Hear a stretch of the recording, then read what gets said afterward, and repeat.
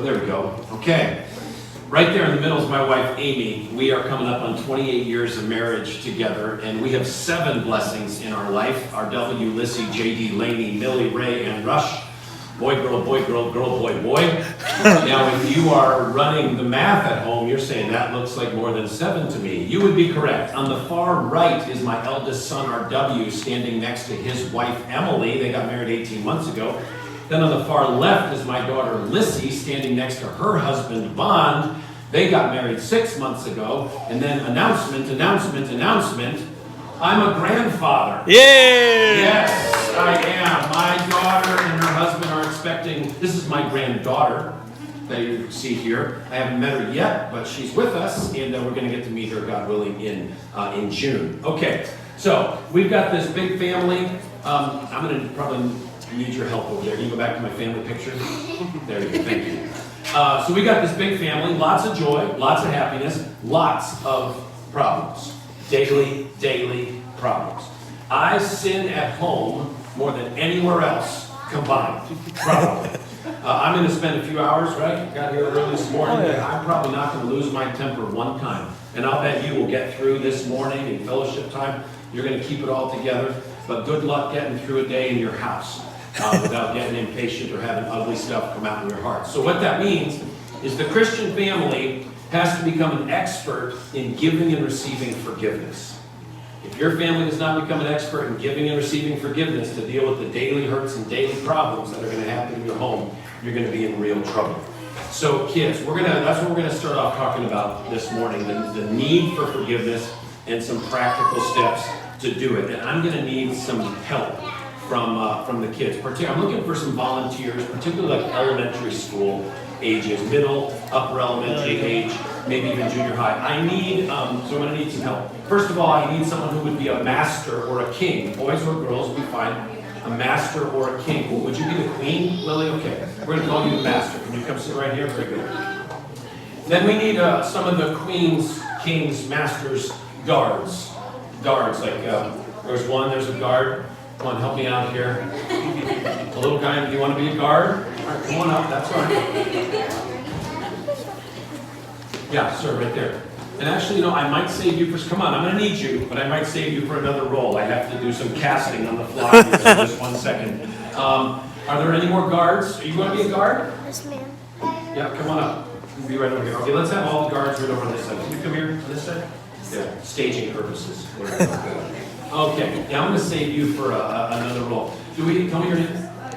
Jonah. And you're going to be servant number 1. Oh. I have servant number 2. I have one more role that servant number 2? Good. All right, let me think about which way I'm going to do this here. We're going to switch. You're going to be servant number 2. And you're going to be servant number 1. Is that okay? What do we think about that? I gotta make decisions on the fly. No, you were first. You be servant number 1. You be servant number 2. Servant number 2, could you please sit down right over here for me? Thank you. You're going to come into our story later. All right. Here's what I'm going to do. I'm going to read a parable of Jesus. Jesus told stories to teach lessons. Okay. So I'm going to read one of his parables, one of his stories, and you're going to act it out as I read it. So if I were to say, the master stood up and did a jumping jack. Good, now that's not in the Bible, that's just an example of what we're talking about, okay? Or the guards all waved to their parents in the crowd. Good, yeah, we're just practicing. Okay, so here we go. This is Matthew chapter 18. Are we ready? I'm going to read it, you guys act it. And if I say the person said something, you have to say it. You got it? Okay, servant number 1, servant number 2.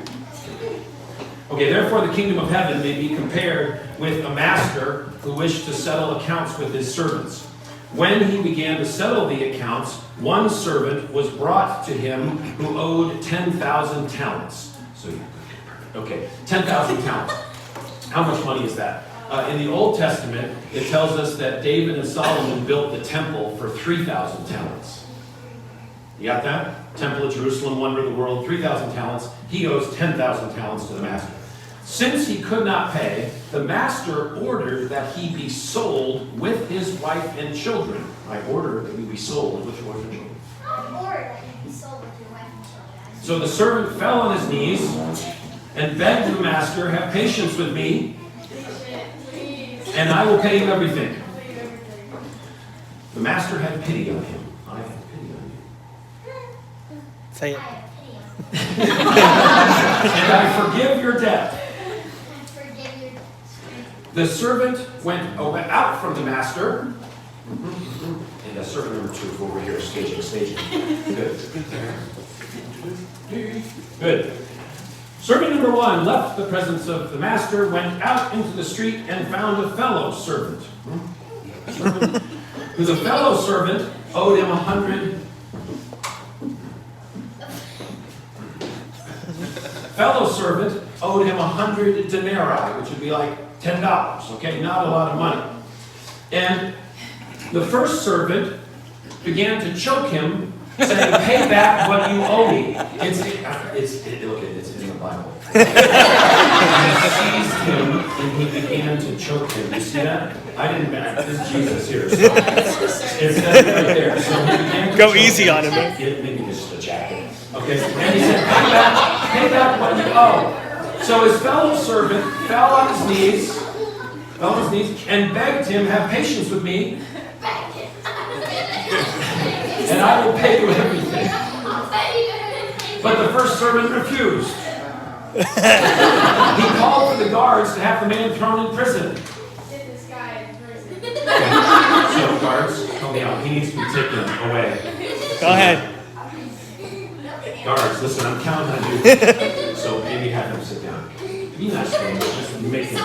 See, there you go. Good. Oh. Take him to the back. Excellent work. Okay. When the guards saw what happened, they went back and told the master. And the master told the guards to bring back the first servant. Bring back the first servant. Oh, he's the second servant. He's already locked up. The master said, "You wicked servant.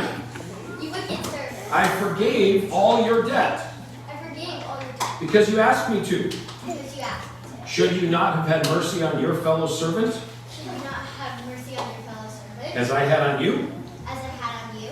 In anger, the master delivered him to the guards Guards, to be put in prison put him in prison until he should pay all his debt. till he shall pay all his debts. Then Jesus says, "So also my heavenly Father will do to every one of you if you do not forgive your brother from your heart." All right, thank our helpers here. Would you? Yeah. Good job. Good job. Good Thank job. you very much for helping me. So, kids, when I was growing up, like on the playground at school, at recess and things, you guys still get recess? Because that's like the best part of school. All right. We learned a lot of bad ways of apologizing. So I'd get in a fight, like I'm in 3rd grade, I'd get in a fight with some boy out there, and the teacher comes out and separates us. The teacher says, "You boys say you're sorry." And we would say, "Sorry." And then we'd say, "Sorry." And then the teacher would pat us on the heads and say, "Good little boys, go back and play." So yes, we said sorry, but what we actually said is, "I hate your guts, wait till she's gone." Okay? But because we said the word sorry, somehow that was a good thing and we were done. So a lot of Christian families, they have problems every day, they have conflicts every day.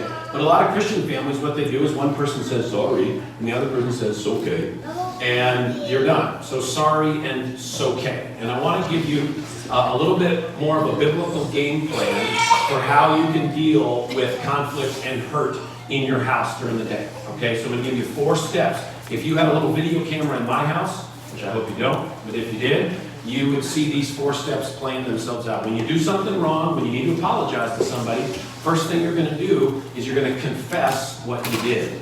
Okay, that's I, verb, you. I yelled at you. I lost my temper with you. I bit you. Whatever you did, okay, you just say what you did.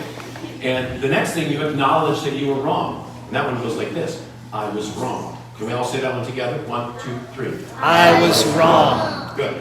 Kids, you'd be amazed how many adults are incapable of ever saying those words. You usually learn to say them early. When you make a mistake, you can say, "I was wrong." And then expressing regret is where you say, I'm sorry, or I feel bad that I hurt you, right? So I yelled at you, I was wrong, I'm sorry, I feel bad that I hurt you. And then number 4, asking for forgiveness, which is, will you please forgive me? And what we're hoping from our brother or sister or mom or dad or son or daughter is they'll say, yes, I forgive you. Now, moms and dads, I want to throw in one other layer here, because the thing that I probably dropped the ball on the most in my house is getting harsh, getting impatient, going 0 to 60, raising my voice. So if I yell at one of my kids, so I yelled at you, I was wrong, and parents, this is super important. To my 12-year-old, to my 8-year-old, it was not your fault that I yelled at you. And I'm really sorry, I know that hurts you. So it's not your fault I got mad. None of this, I would not have had to yell at you if you had not done it. In other words, blaming my kids for my character problems. Does that make sense? Mm-hmm. All right, so kids, crash course. We're going to confess what we did. I've heard you. We're going to say we were wrong. We're going to say we're sorry, and we're going to ask for forgiveness. Can you see how that might be a lot more powerful biblical approach than sorry's okay? That makes sense? All right, you all going to get a chance to practice that soon, I'm sure.